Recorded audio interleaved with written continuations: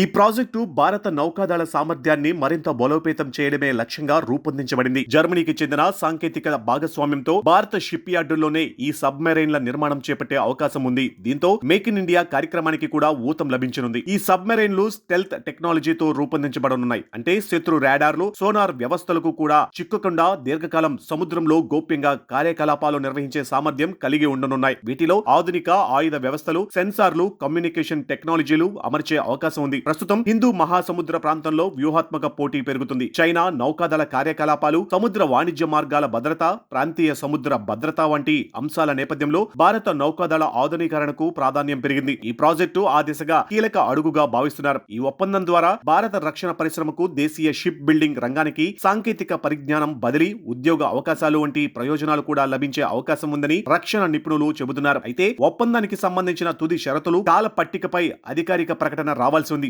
మొత్తానికి జర్మనీతో ప్రతిపాదిత 90,000 కోట్ల రూపాయల సబ్మెరైన్ ప్రాజెక్టు అమల్లోకి వస్తే భారత నౌకాదళ చరిత్రలో ఇది అత్యంత కీలకమైన ఆధునీకరణ కార్యక్రమాలలో ఒకటిగా నిలిచే అవకాశం ఉంది. హిందూ మహాసముద్రంలో భారత వ్యూహాత్మక సామర్థ్యాన్ని మరింత బలోపేతం చేయడంలో ఈ ప్రాజెక్టు కీలక పాత్ర పోషిస్తుందని విశ్లేషకులు అభిప్రాయపడుతున్నారు.